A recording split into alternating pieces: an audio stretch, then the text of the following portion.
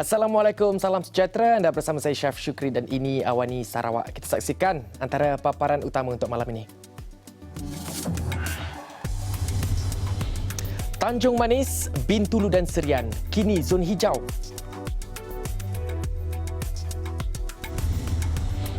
Pemain industri sambut baik pembukaan semula sektor pelancongan. Juga solat Jumaat dibenarkan di 406 masjid dan surau.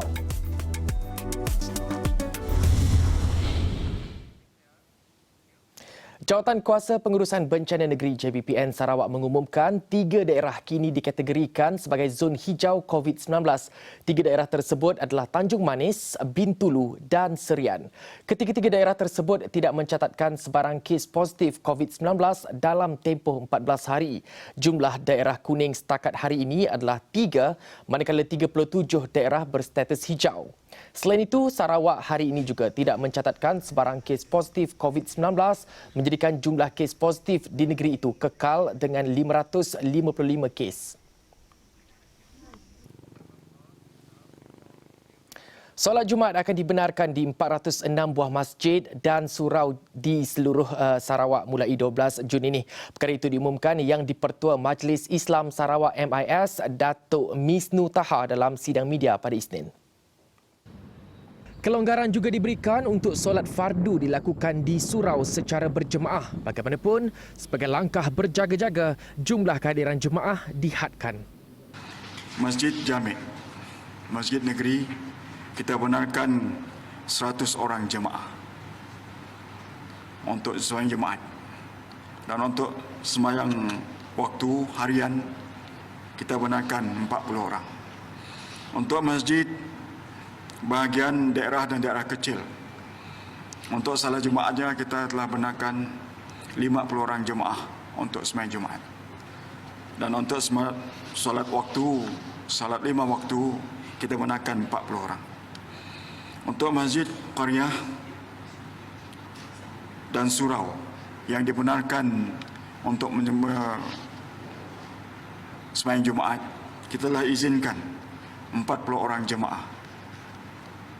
Dan untuk masjid qaryah sembahyang waktu, kita izinkan 40 orang. Untuk surau, sembahyang waktunya 20 orang. Jelas beliau, keputusan berkenaan dibuat sejajar pengumuman Perintah Kawalan Pergerakan Pemulihan PKPP oleh Perdana Menteri Tan Sri Muhyiddin Yassin pada Ahad.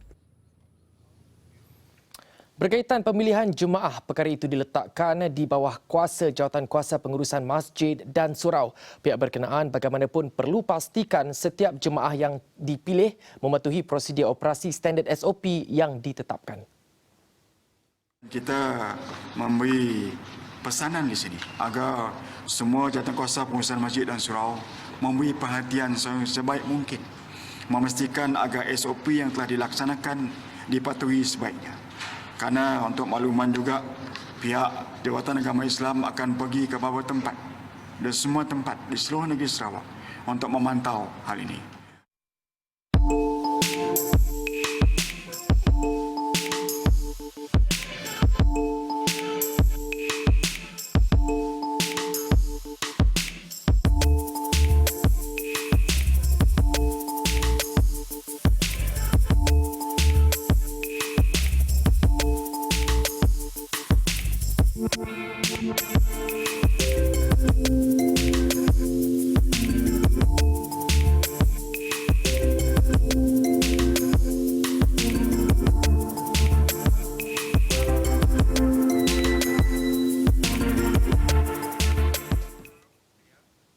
Seterusnya, keputusan menghidupkan kembali pelancongan domestik sesuatu yang amat dinanti-nantikan.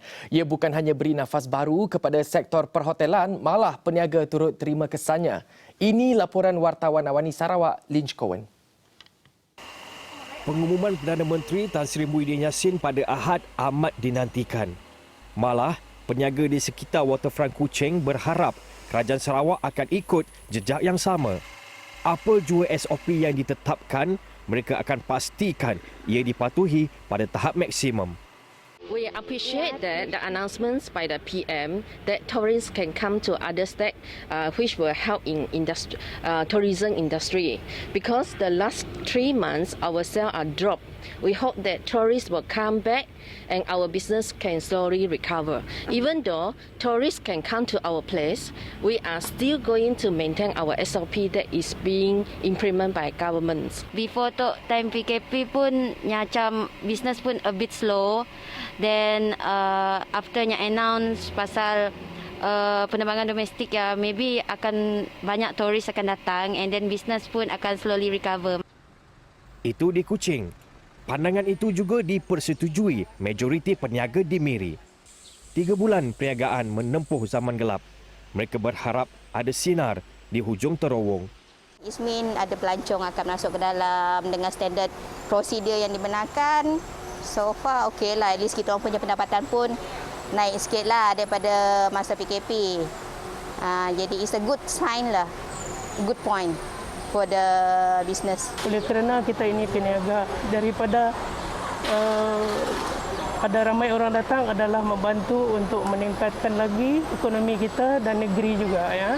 Jadi kita menyambut baik ini yang diberitahu oleh Perdana Menteri buat masa ini. So kalau ini memberi satu lagi impak yang bagus untuk ekonomi negeri lah.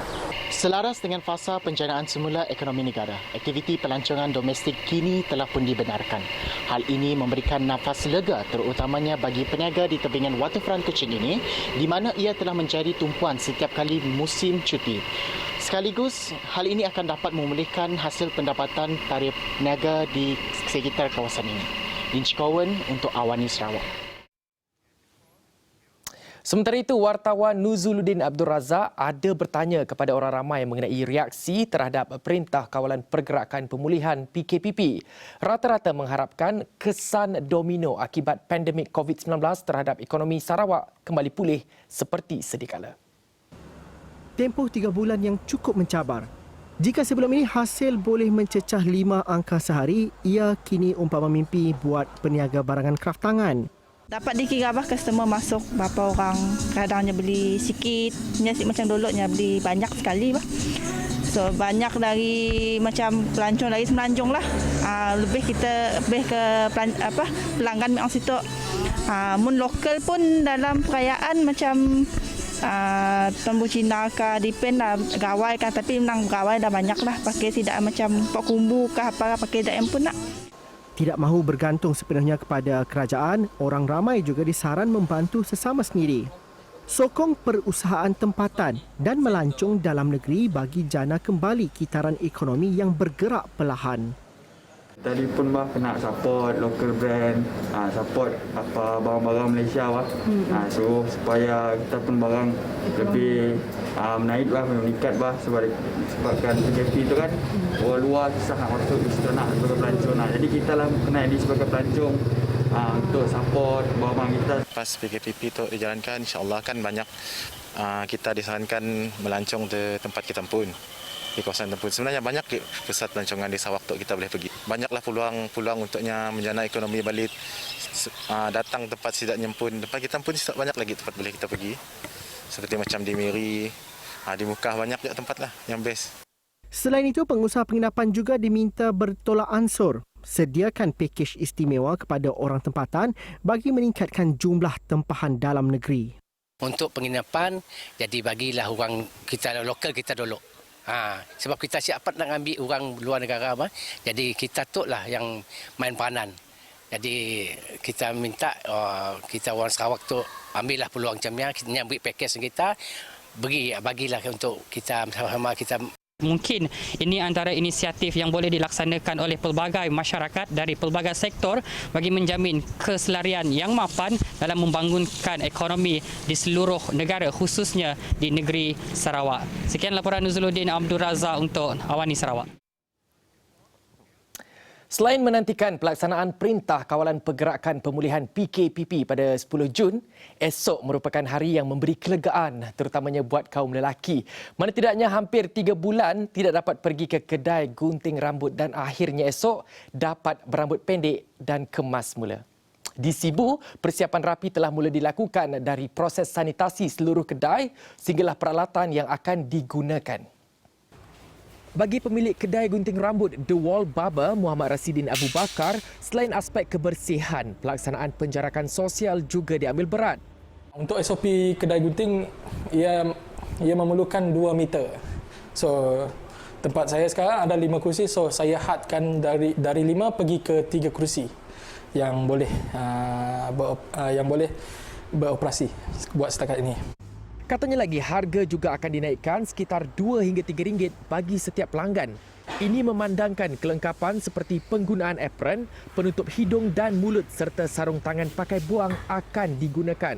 Dan bagi Abu Azlan Abu Bakar, sebagai pelanggan, dia turut memastikan penjarakan sosial selain pemilihan kepada kedai yang mengamalkan kebersihan yang baik. Bagi kami, penjarakan sosial di kedai gunting rambut tu bagi kami lah sekurang-kurangnya 2 meter baru sesuai disebabkan untuk melibatkan kebersihan diri juga. Jadi sebaik-baiknya 2 meter lah bagi penjarakan antara satu kerusi dengan satu kerusi customer yang lain. Biar tukang gunting rambut tetap rasa selamat dan yang menggunting rambut tetap pun rasa macam selamat juga. Hari ini 8 Jun 2020 merupakan hari penuh bermakna bagi rakyat Malaysia. Ia bersempena Hari Keputeraan Rasmi yang di-Pertuan Agong Al-Sultan Abdullah Riayatuddin Al-Mustafa Billah Shah. Untuk itu, warga Bumi Kenyalang tidak ketinggalan mengucapkan selamat ulang tahun keputeraan kepada Al-Sultan Abdullah Riayatuddin Al-Mustafa Billah Shah. Sempena Hari Kelahiran yang di-Pertuan Agong tuanku, Duli Yang Maha Mulia tuanku Patik mengucapkan selamat menyambut Hari Keputeraan kepada baginda. Semoga baginda diberikan kesihatan yang berpanjangan serta dilimpahkan rahmat ke atas baginda. Saya sebagai rakyat Malaysia mengucapkan selamat menyambut Hari Keputeraan kepada Yang di-Pertuan Agong. Semoga diberi kesihatan yang baik dan terus memimpin negara dengan aman dan makmur. Sebagai rakyat jelata, Patik ingin merakamkan setinggi-tinggi tahniah dan jutaan terima kasih atas pemerintahan yang sangat cemerlang dan prihatin tuanku kepada negara, bila-bila lagi semasa negara dan dunia berhadapan dengan ketidakketentuan ekonomi dan politik disebabkan penularan COVID-19. Patik berharap semoga tuanku sentiasa digahayu dan daulat tuanku. Sebelum ini, Ketua Setiausaha Negara Datuk Seri Muhammad Zuki Ali dipetik sebagai berkata, kerajaan bersetuju Hari Keputeraan Rasmi Al-Sultan Abdullah adalah pada hari Isnin pertama bulan Jun setiap tahun mulai 2021 yang diisytiharkan sebagai Hari Kelepasan Am. Baiklah, dengan itu sekian saja Awani Sarawak untuk hari ini. Saya Syaf Syukri. Assalamualaikum dan salam hormat.